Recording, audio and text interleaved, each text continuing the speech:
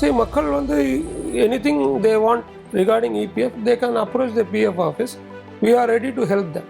PM Viksit Bharat Rozgar யோஜனாவில் benefit வந்து this will be for 2 years. இது வந்து மெயினாக வந்து அவங்களோட நியூ எம்ப்ளாய்மெண்ட் ஜென்ரேஷன். நிறைய இளைஞர்கள் வேலை இல்லாமல் இருக்காங்க. அந்த இளைஞர்களுக்கு வேலை கொடுக்கணுன்ற சோல் எய்ம்.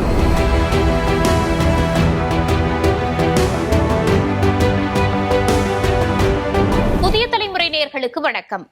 முதல் முறையா வேலை கிடைச்சு பிஎஃப் கணக்குல இணைச்ச 15 லட்சம் ஊழியர்களுக்கு மத்திய அரசினுடைய திட்டத்தின் கீழ் 15,000 ரூபாய் ஊக்கத்தொகை வழங்கப்படும் அப்படிங்கிற அறிவிப்பு ஏற்கனவே வெளியாகி இருந்துச்சு. அதற்கான முக்கியமான முன்னெடுப்பு நேற்று நடந்திருக்கு. அதே போல இபிஎஃப்ஓ 3.0 மூலமாக நிறைய அப்டேட்களும் வரப்போகுது.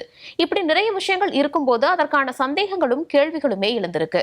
அதற்கெல்லாம் விடையளிக்கக்கூடிய வகையில இன்றைய நேர்காணலும் அமைஞ்சிருக்கு. அதற்காக விளக்கம் அளிப்பதற்காக நம்முடன் திரு சுப்பிரமணியன் அவர்கள் இணைந்திருக்கிறார். அவர் தாம்பரம் வட்டார தொழிலாளர் வைப்பு நிதி அலுவலகத்தினுடைய உதவி ஆணையராக இருக்கிறாரு. அவர்கிட்ட நம்ம நிறைய தகவல்களை கேட்டு தெரிஞ்சுக்கலாம். வணக்கம் சார். வணக்கம் மேடம். நேற்றைய தினம் இந்த 15 லட்சம் ஊழியர்களுக்கான நிதி அப்படிங்கிறது தொடங்கப்பட்டிருக்கு. இது என்ன திட்டம், என்ன விவரம் அப்படிங்கிறத சொல்லுங்க. This is prime minister Viksit Bharat Rozgar யோஜனான்ற ஸ்கீம். இது வந்து 1st of August 2025லேருந்து ஆரம்பமாயிருக்கு. 1st of August 2025 அதுக்கப்புறம் ஜாயின் பண்ண எம்ப்ளாயீஸு, புதுசாக ஜாயின் பண்ணுற ஃப்ரெஷ் எம்ப்ளாய்மெண்ட், நியூவாக வந்து ஜாயின் பண்ணுறவங்களுக்கு இந்த ஸ்கீமில் சேர்த்து விட்டுருக்காங்க. இதில் வந்து 2 types ஆஃப் பெனிஃபிட்ஸ் இருக்குது. ஃபஸ்ட்டு எம்ப்ளாயிக்கு பார்ட் ஏ பெனிஃபிட் வந்து எம்ப்ளாயிக்கு, பார்ட் பி பெனிஃபிட் வந்து எம்ப்ளாயருக்கு. பார்ட் ஏ எம்ப்ளாய்க்கு ஃபஸ்ட்டு தடவை ஜாயின் பண்ணுறவங்க அவங்களோட சம்பள லிமிட் 1 லட்சம் வரைக்கும் இருக்கிறவங்களுக்கு 15,000 ரூபாய் ஊக்கத்தொகையாக கொடுக்குறாங்க, இன்சென்டிவாக கொடுக்குறாங்க. அது யாருக்கு கிடைக்கும்னா ஒரே எம்ப்ளாய்மெண்ட்டில் ஃபஸ்ட்டு ஜாயின் பண்ணுற எம்ப்ளாய்மெண்ட்டில் கண்டினியூஸாக 6 மாதம் இருக்கிறவங்களுக்கு அந்த பெனிஃபிட் எலிஜிபிள் ஆகுது. 7வது மாதம் first installment it has been paid. நேற்றுக்கு வந்து அதில் விட்டு போனவங்க யார் யாருக்கு வரல எல்லாமே பார்த்துட்டு மொத்தமாக 17 லட்சம் பெனிஃபிஷியரிஸ் போத் எம்ப்ளாயி அண்ட் எம்ப்ளாயருக்கு அந்த பெனிஃபிட்டை கொடுத்துருக்காங்க. பிரைம் மினிஸ்டர் வந்து 2,400 crores அவங்களுக்கு ரிலீஸ் பண்ணியிருக்காரு, டிஸ்பர்ஸ் பண்ணியிருக்காங்க அந்த ஈவெண்ட் மூலிமா. இந்த ஈவெண்ட் வந்து நேற்றுக்கு 200 இடத்துல நடந்திருக்கு. சென்னையிலே 7-8 இடத்துல நடந்திருக்கு. எல்லாமே அதன் மூலிமா டிஸ்பர்ஸ் ஆகிருக்கு. எம்ப்ளாயருக்கும் இந்த பெனிஃபிட் போய் சேர்ந்துருக்கு. பார்ட் பியில் வந்து எம்ப்ளாயர் வந்து இந்த மாதிரி ஜாயின் பண்ண அவங்க புதுசாக எடுக்கிற ஆளுங்களுக்கு அவங்களுக்கு கட்டுற பிஎஃப் அமௌண்ட்டில் 10,000 ரூபா வரைக்கும் சம்பளத்துக்கு பிஎஃப் கட்டினாங்கன்னா அவங்களுக்கு 1000 ரூபா, 10,000லேருந்து 20,000 வரைக்கும் 2,000 ரூபா, 20,000க்கு மேலே 30,000 வரைக்கும் 3,000 ரூபா, மேக்ஸிமம் 3,000 ரூபா. எம்ப்ளாய்க்கு 15,000 ரூபா. அது வந்து 2 இன்ஸ்டால்மெண்ட்டாக கொடுக்குறாங்க. நேற்றுக்கு வந்து ஃபஸ்ட் இன்ஸ்டால்மெண்ட், அதாவது 6 மாதம் முடிஞ்சவங்களுக்கு ஃபஸ்ட் இன்ஸ்டால்மெண்ட் ரிலீஸ் பண்ணியிருக்காங்க.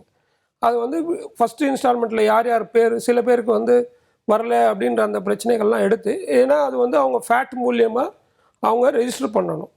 ஃபஸ்ட்டு எம்ப்ளாயி ரெஜிஸ்டர் பண்ணிவிடுவாங்க. ஃபேட் மூலியமாக ரெஜிஸ்டர் பண்ணவங்களுக்கு ஃபஸ்ட்லேருந்தே கொடுத்துருந்தாங்க.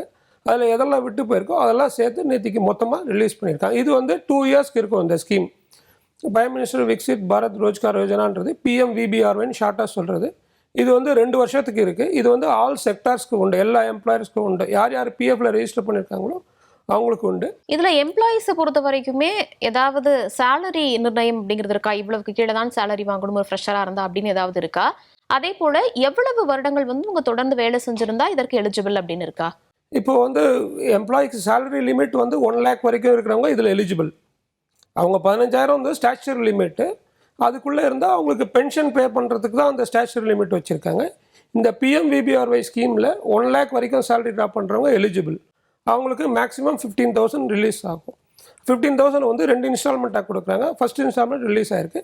கண்டினியூஸாக அனதர் 6 months அவங்க வேலை செய்யும்போது at the end of the first year they will get another installment of அந்த பேலன்ஸ் அமௌண்ட் அவங்களுக்கு. நம்ம ஆரம்பத்திலேயே சொன்ன மாதிரி இபிஎஃப்ஓ 3.0 மூலமாக யூபிஐ மற்றும் ஏடிஎம்ல பணம் எடுக்கிறது, அது மாதிரியான நிறைய அப்டேட்கள் வரவிருப்பதாகவும் சொல்லியிருக்காங்க.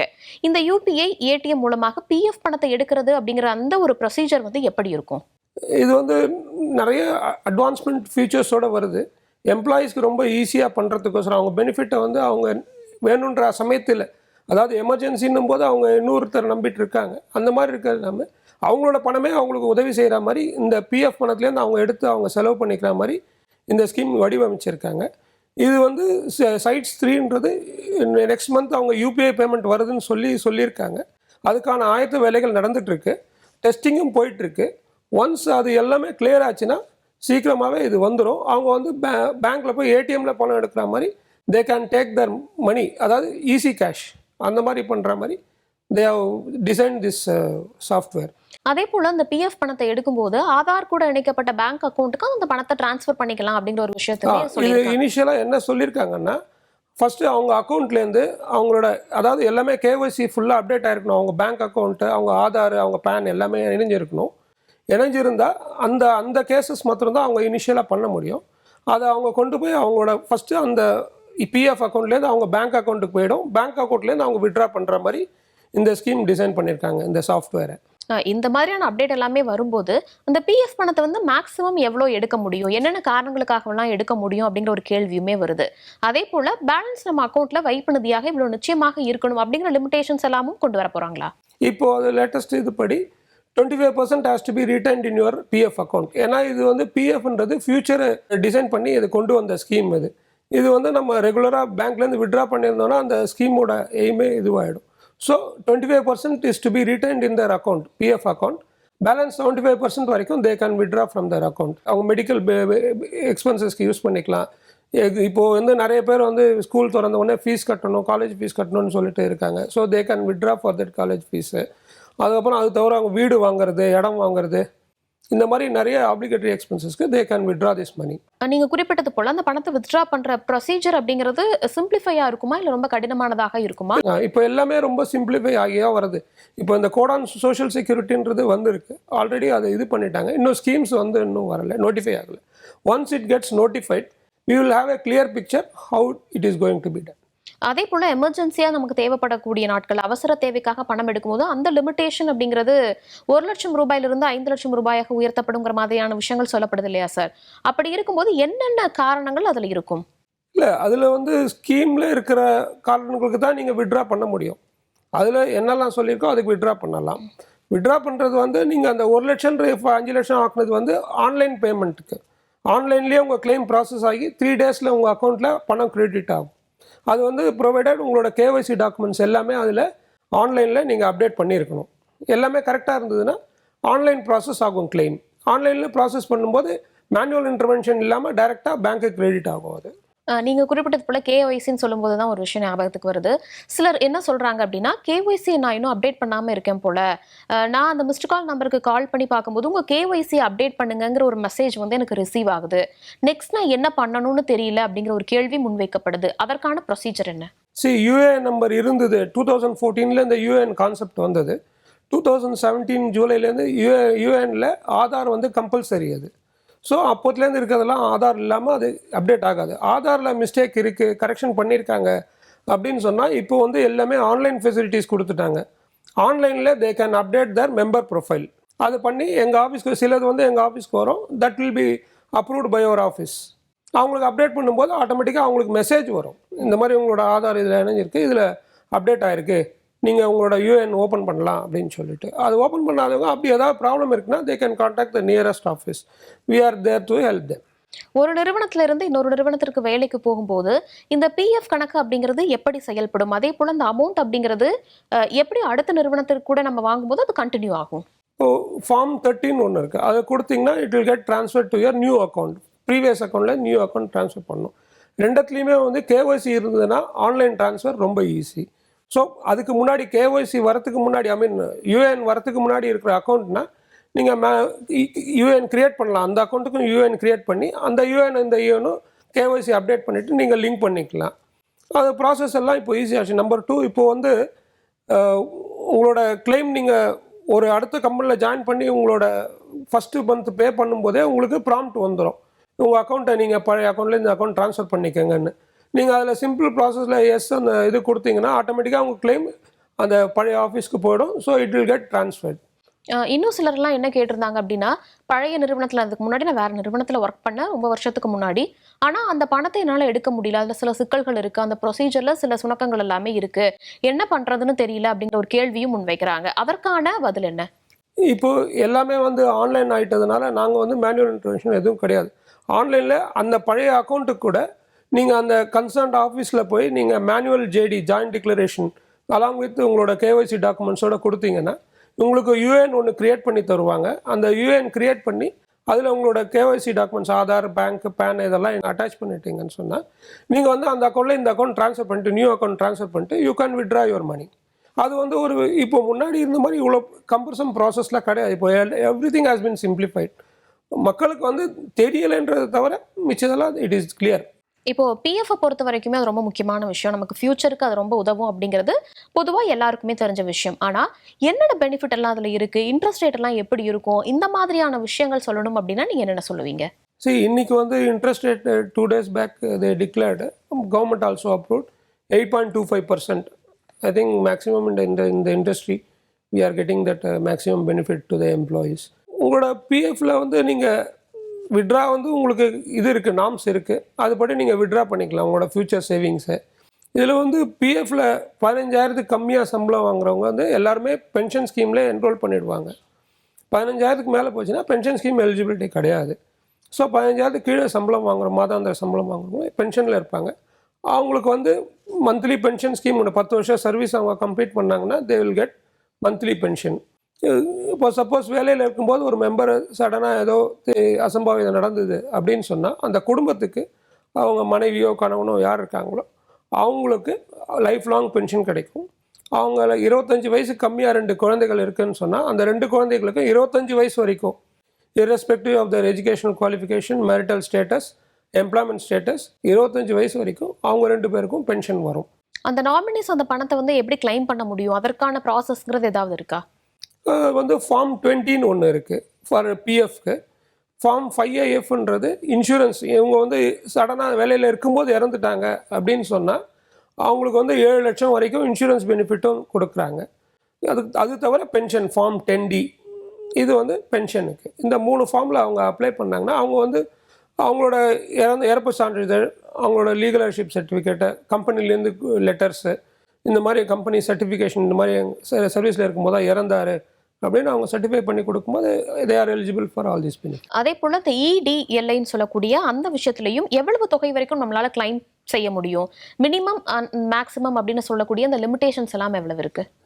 இன்னைக்கு EDLன்றது employees deposit linked insurance scheme. இது வந்து எம்ப்ளாயர் வந்து இது கான்ட்ரிபியூட் பண்ணுறாரு. இதில் வந்து எம்ப்ளாயி வேலையில் இருக்கும்போது இறந்தாருன்னு சொன்னால் இப்போ இன்றைக்கி வந்து மினிமம் 1 வருஷம் சர்வீஸ் அவங்க கேட்குறாங்க. அந்த 1 வருஷம் சர்வீஸ் கம்மியாக இருக்குது அப்படின்னா 50,000 வரைக்கும் மினிமம் பெனிஃபிட் தராங்க அந்த குடும்பம். இது வந்து எம்ப்ளாயீஸ் டெபாசிட் லிங்க்டு. எம்ப்ளாயீஸ் டெபாசிட்ன்றது EPFS லிங்க் பண்ணி தான் இதில் கொடுத்துருக்காங்க. ஸோ EPFல அவங்க டெபாசிட் கம்மியாக தான் இருக்கும். 1 வருஷத்துக்கு கீழே இருக்கும்போது அவங்களோட சம்பளமும் கம்மியாக தான் இருக்கும், அதுக்கான கான்ட்ரிபியூஷனும் கம்மியாக தான் இருக்கும். ஸோ அவங்களுக்கு வந்து 50,000 மினிமம் கொடுக்கணும்னு சொல்லியிருக்காங்க. மேக்ஸிமம் வந்து 7 lakhs வரைக்கும். இது எப்படி கால்குலேஷன்னா அவர் என்ன ஆவரேஜாக லாஸ்ட் 12 months சேலரி வாங்குறாரோ, பிஎஃப் வேஜஸ் என்ன கட்டுறாங்களோ 15,000 மேக்ஸிமம். அதுக்கு அதில் கம்மியாக இருந்ததுன்னா அது ஆவரேஜ் எடுத்துப்பாங்க. லாஸ்ட் 12 months ஆவரேஜ் எடுத்து இன்டூ 35 times ப்ளஸ் அவங்களோட பிஎஃபோட பேலன்ஸ் இருக்குது இல்லையா, அதில் half of it they will get as benefit. So இது ரெண்டும் சேர்த்து அது வந்து 35 times 15,000 into 35 will be 5,25,000.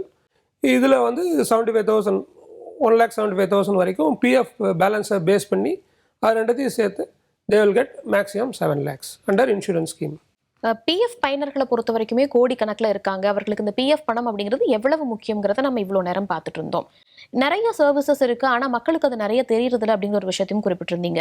அப்படி பிஎஃப் கணக்கு வச்சிருக்கிறவங்க இந்த மாதிரியான விஷயங்கள் சர்வீஸ் எல்லாம் இருக்குன்னு நிச்சயமாக நீங்கள் தெரிஞ்சுக்கிட்டீங்கன்னா உங்களுடைய வேலைகள் சிம்பிளிஃபை ஆகும்னா நீங்கள் என்னென்ன மாதிரியான விஷயங்களை லிஸ்ட் அவுட் பண்ணுவீங்க? பிஎஃபோட வெப்சைட் இருக்குது, EPFindia.gov.in வெப்சைட் இருக்குது. நீங்கள் அதில் போனீங்கனாலே அதில் உங்களுக்கு எல்லாம் நம்ம EPF ஆக்ட் எல்லாமே இருக்குது, மேனுவல்ஸும் இருக்குது, ஃபார்ம்ஸும் அதில் இருக்குது. எல்லாமே அதுலேருந்து அவங்க ஆன்லைன்லேயே எடுத்துக்கலாம். ஈவன் அவங்களுக்கு ஏதாவது டவுட்ஸ் கிளாரிஃபிகேஷன் இருக்குன்னா நீங்கள் அந்த நியரஸ்ட் பிஎஃப் ஆஃபீஸில் போனாலும் we are ready to clarify. Help centre இருக்குது, அங்கே வந்து they will clarify their doubts. அவங்க அங்கே ஏதாவது ஹெல்ப் வேணும்னா we are ready to provide. இன்னொரு முக்கியமான அம்சம் இந்த சைட்ஸ் 3 சாஃப்ட்வேரில் என்ன வருதுன்னா, இப்போ வந்து மெம்பர் வந்து மும்பையில் ஒர்க் பண்ணிகிட்ருக்காரு, அவர் சென்னையில் அவரோட பிஎஃப் அக்கௌண்ட் இருக்குது அப்படின்னு சொன்னால் அவர் அங்கே மும்பையில் அவர் கிளைம் கொடுத்தாருன்னா அது வந்து சென்னைக்கு ட்ரான்ஸ்ஃபர் ஆகும். ஸோ அந்த ஒரு ஃபெசிலிட்டி கொண்டு வராங்க. இப்போ இது வரைக்கும் அந்தந்த ஆஃபீஸில் தான் கொடுக்குற மாதிரி இருக்குது. இது வந்து இப்போ நீங்கள் எங்கே இருக்கீங்களோ அங்கே நீங்கள் கிளைம் கொடுத்தா அது கன்சர்ன்ட் ஆஃபீஸ்க்கு போகிற மாதிரி இப்போ அந்த ஃபெசிலிட்டி கொண்டு வராங்க. பட் அந்த சைட்ஸ் வரும்போது தான் எல்லாமே தெளிவாகும். என்ன வருதுன்றது. சரி, மக்கள் வந்து anything they want regarding EPF they can approach the PF office. We are ready to help them. என்ன இது வந்தாலும் இந்த பிஎம் விக்சித் பாரத் ரோஜ்கார் யோஜனாவில் பெனிஃபிட் வந்து this will be for 2 years. இந்த மேனுஃபேக்சரிங் செக்டருக்கு 4 years கொடுக்குறாங்க. இது வந்து மெயினாக வந்து அவங்களோட நியூ எம்ப்ளாய்மெண்ட் ஜென்ரேஷன். எம்ப்ளாயருக்கு வந்து இந்த ஊக்கத்தொகை எதுக்கு கொடுக்குறாங்கன்னா ஃப்ரெஷ் எம்ப்ளாய்மெண்ட் ஜென்ரேஷன். நிறைய இளைஞர்கள் வேலை இல்லாமல் இருக்காங்க. அந்த இளைஞர்களுக்கு வேலை கொடுக்கணுன்ற sole aim. Number 2, if they continue sustain எம்ப்ளாய்மெண்ட்டில் இருக்கும்போது they can develop their employment skills. அவங்களுக்கு எம்ப்ளாய்மெண்ட் ஸ்கில் ஜென்ரேட் ஆகும்போது அவங்களுக்கு உள்ளுக்குள்ளே அவங்க வரும்போது wherever they go they will get a good employment. அதே மாதிரி எம்ப்ளாயர்கிட்ட ஒருத்தர் கண்டினியூஸாக வேலை செய்யும்போது அவங்களோட எம்ப்ளாய்மெண்ட் ஸ்கில்ஸை அவங்க யூஸ் பண்ணிக்கலாம். It will be beneficial to both the employees as well as the employer. PF கணக்குல என்னென்ன மாதிரியான பெனிஃபிட்ஸ் எல்லாமே இருக்கு, அதே போல இபிஎஃப்ஓல என்னென்ன விஷயங்கள் எல்லாம் சர்வீஸா ப்ரொவைட் பண்ணிட்டு வந்துட்டு இருக்காங்க. இந்த முதல் முறை வேலைக்கு செல்பவர்களுக்கு 15,000 ரூபாய் அப்படிங்கிறது யார் யார் எலிஜிபிள் போன்ற நிறைய தகவல்களை எங்களோட பகிர்ந்திருக்கீங்க. ரொம்ப நன்றி சார். ரொம்ப நன்றி.